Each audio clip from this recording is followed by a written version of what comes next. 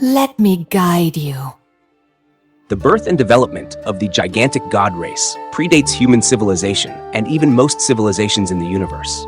Long before Aurelian's soul soared through the cosmos, creating stars, the gigantic god race was already the most prosperous race in the galaxy. They also had another name, Starborn. However, the Starborn did not personally descend upon every planet to turn other civilizations into colonies. Instead, they controlled everything in a more mysterious and powerful way. When sentient beings were just awakening to self-awareness and began gazing at the stars, the Starborn used their godly powers to weave images across the sky using stars. Mortals witnessing these divine phenomena would develop the most initial and steadfast faith. The Starborn would guide the destinies of lower civilizations by manipulating the heavens. This invisible and unbreakable layout often meant that lower civilizations, unaware of their true opponents, would already fall into the trap of the laws of the universe revealed to them by the Starborn. This is akin to how a fish in a tank sees its entire world. The fish will never imagine that anything exists outside its tank. Just as lower civilizations cannot conceive of higher beings beyond the control of the Starborn. However, strangely, there is one special planet that seems to always defy the fate set by the Starborn. This planet is called Runeterra. The people of Runeterra seem to ignore the celestial guidance intended to shape their destiny. Instead, they fall into chaos and infighting, developing and evolving their own difficult yet resilient path.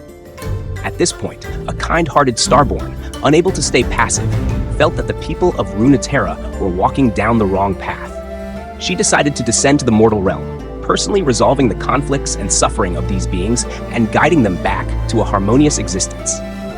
This child of the stars underwent a painful transformation as she descended to the mortal realm. Her veins, once filled with magic, were replaced with flesh and blood, and the searing pain was her first true experience of suffering. But she did not regret it.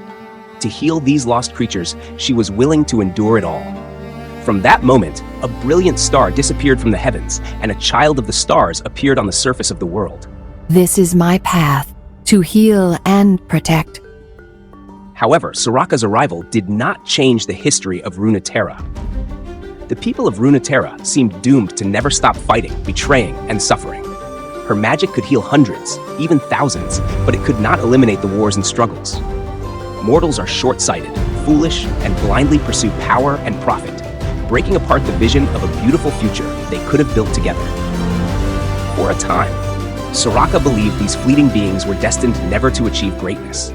But over the course of living among mortals day by day, Soraka gradually began to see a different vision, one that could not be observed or understood in the Starborn's value system. The seemingly chaotic and crude actions of mortals gradually wove together into an unexpected grand design. Through years of observation, Soraka felt a pure beauty on Runeterra. Mortals possess the deepest cruelty, yet they also have endless potential to display kindness. More importantly, they have the courage to resist anything. How long has Soraka truly existed among mortals? Even the ancestors of the Vastaya Shurima, mention her name in their legends. Her history is the history of Runeterra's civilizations. She has witnessed as much darkness and evil as she has seen light and greatness. And in Runeterra, the cruelty and brilliance of humanity seem endless. After millennia, Soraka finally understood one essential truth. Her task was not to fix or repeat the rigid rules set by the celestial gods, but to guide the people of this world, to liberate their endless potential from the clutches of fate. She no longer teaches others what to do, but leads mortals down exciting and unknown paths. She gradually realized that she couldn't change the world on her own, nor could she save those who didn't wish to be saved. But through guiding the future, she hoped to shape a grand and magnificent destiny. So if there is anyone in Runeterra who has walked every corner of this world, besides Rise, who seeks the world runes, it is Soraka, the one who guides all souls. In the tribes of Frejlord, tales of a long-horned healer still echo, soothing frostbite during the harshest winters. Deep beneath Zan, there are rumors of a purple-skinned healer purging alchemical toxins from the bodies of the afflicted.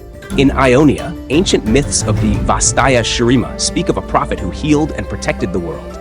Now, she resides on the western peak of Mount Targon, but her footprints have once touched every corner of the world. Soraka once saved a Laquor girl who tried to climb to the summit of Mount Targon. This Laquor girl, ridiculed by her tribe, sought to prove her worth by emulating the legendary Starborn and reaching the peak of the mountain. However, despite using all her strength, she was surrounded by a pack of wolves on the mountain. Just as she was about to meet her doom, Soraka, who had been waiting for her, summoned a fiery rain to drive off the wolves, saving the child. To guide the Laquor girl, Soraka traced out the figures of the Starborn in the night sky, a young woman with pale hair, a woman with a radiant sun-like face, and a warrior holding a spear. She said, all of these mortals reached the summit, but they did so by choosing the path with all their hearts. You haven't truly chosen the mountain, and the gods of the mountain will not choose you. You will walk towards death. Don't do it. The deeper meaning of this statement was that if one doesn't wholeheartedly believe in the destiny laid out by the gods of the mountain, but only wishes to prove their worth through trials, the gods will swiftly destroy them. The gods only choose those mortals who are fully submissive to their will, to weave their own fates. Soraka, having integrated into human society to some extent, is no longer the emotionless high being she once was. As a Starborn, she cherishes the life of the girl, and even the life of the wild wolf. It is humanity that has granted this giant god the ability to feel. Thus, the existence of the gods of the mountain does not diminish the value of mortals in Runeterra. On the contrary, these unique fish, both good and evil, will one day leap out of their fishbowl, experiencing the vastness of the universe. This is the limitless potential of Runeterra, and within this potential, countless stories await to unfold. And at Mount Targon, there is one final hero who is truly unique. Unlike other heroes of the mountain, his strength does not come from the Starborn.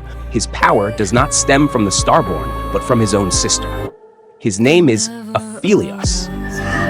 You will make death more than death, brother. You will make it holy. Creating videos isn't easy. Subscribing to my channel is my greatest motivation.